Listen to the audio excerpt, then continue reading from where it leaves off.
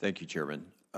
Mr. Bright, Bill, at the legal direction of Congress, DOE has developed energy efficiency standards that have saved American families hundreds of dollars annually on utility costs. The current administration is set on reversing these cost-saving efforts and announced this week that they will eliminate many of these standards, which will undoubtedly raise energy costs for American families. Do you believe the actions announced by the administration are consistent with the federal judge's orders to update those standards? And how would you approach enforcing energy efficiency standards in your new role if you're confirmed? Senator, thank you. At this point, I'm not at the Department of Energy, and so I have not been advising the Secretary and the program managers who are at the agency at this time regarding the actions that they've undertaken. And I have not had an opportunity to review those executive orders or the legal bases for the actions that have been taken.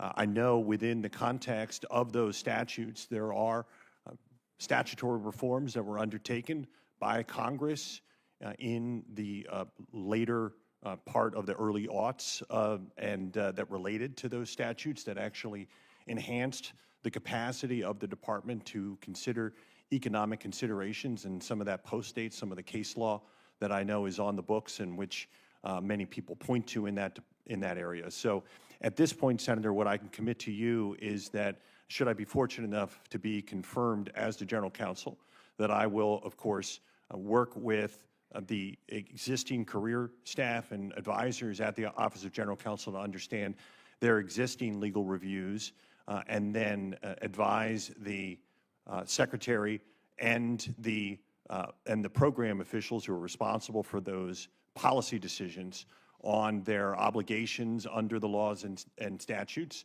as well as the authorities that they have. Mr. Prohaska, with electricity demand expected to grow for the next decade, I think many of us believe that we're going to need every electron that we can get for the foreseeable future. If confirmed, how will you make sure that ARPA-E is investing in a complete portfolio of next-generation energy technologies and not picking winners and losers? Thank you very much for the question, Senator, and that is a very big part of the way ARPA-E operates. The way ARPA-E operates is we bring in the best program managers that we can find, and those program managers bring the best ideas that they can, and they're forced through a crucible of internal debates and external reviews to come out with some of the best possible programs and projects we possibly can. And part of that analysis is how does this make sense in the overall energy portfolio and move the ball forward on behalf of the United States and the world, because these technologies do go and help the world at the end of the day in many cases.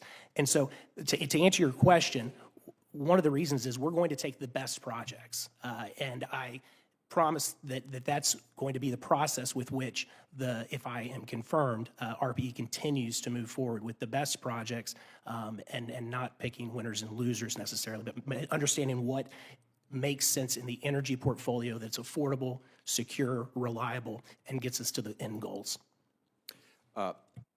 Mr. Bright, Bill, Congress has important oversight responsibilities over the department, obviously. If confirmed, will you commit to responding to members of this committee's requests for information regarding DOE's compliance with the law?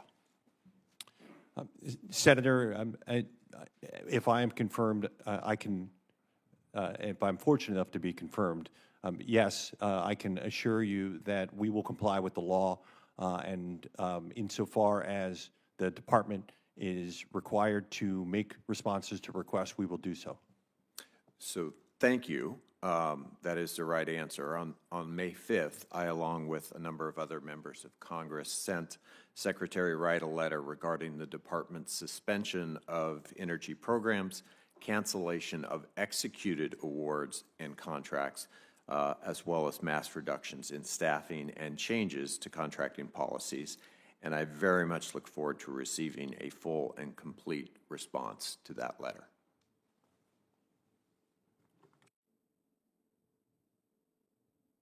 Senator McCormick. Thank you, Mr. Chairman, and